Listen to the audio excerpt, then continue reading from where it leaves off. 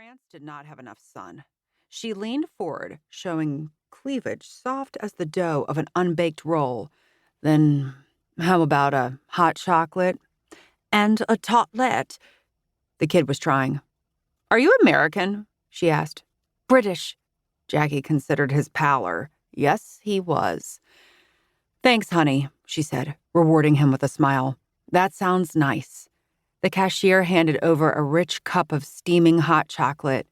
It warmed Jackie's hands through her black leather gloves, the ones with the pink hearts in the center.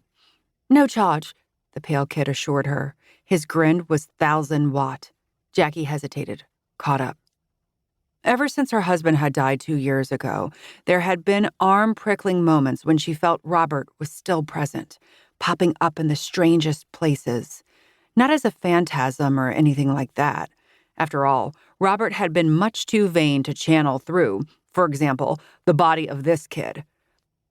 Much more his style was that Frenchman in the corner with the perfectly coordinated scarf and beret. Or maybe that sultry redhead nibbling at her macaron.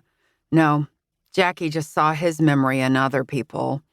There was a certain sparkle Robert had that drew her in from the very start, that day at the Taste of Chicago festival so many years ago. Granted, that sparkle might have been the diamond nestled in his Cartier watch, but Jackie wasn't one to dwell on trifles. You are so beautiful, the cashier said now, staring at her. The French patrons began to stir. Characteristically abrupt in their enthusiasm, a cloud of impatience was settling over the line behind her. There was a definitive clicking of umbrella tips against the tile floor, keeping time like the second hand of a clock. Euros jangled, rubbed together in restless palms. I could be your mother, Jackie told him. With a wink, she laid a few extra euros on the counter. Go buy your girlfriend something nice. Smiling at the anorexic French girl on her way out, Jackie made a point of banging that door with the bells. They jingled as she left the cafe. The sound reminded her of the holidays more than those white lights always hanging from the trees along the block. Jackie breathed in the crisp air and looked around in delight.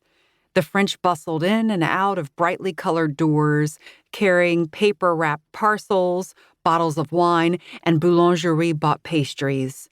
A small farmer's market flourished on the corner, practically spilling its wares out into the narrow streets.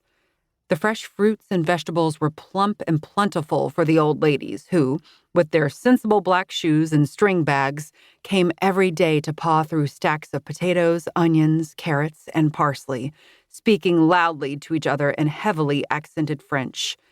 Pédalez dans la choucroute, Jackie liked to mutter when she walked by, as though she were in on their conversation.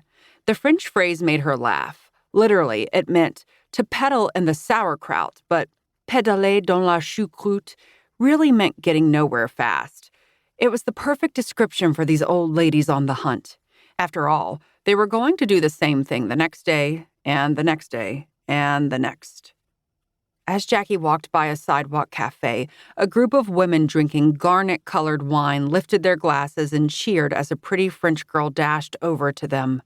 With perfect grace, the girl kissed her friends and then placed herself in the center with a ceremonious flop. They all started speaking at once, and Jackie put her hand to her chest. Scenes like these made her miss her best friends, Cheryl and Doris, so much that she almost wanted to cry. But you are in Paris, darling, she tried saying out loud. Who needs Schaumburg, Illinois? Jackie passed by a wine bar filled with French patrons, all shouting gaily to one another. A man by the window was smoking, drawing from his cigarette as if he were kissing a lover. Noticing her, the man gave a little nod and Jackie nodded back but kept walking. Smoking was something she no longer indulged in. Of course, this rule did seem slightly perverse in a country where smoking was practically the national pastime, but Jackie was not willing to risk death for something so silly.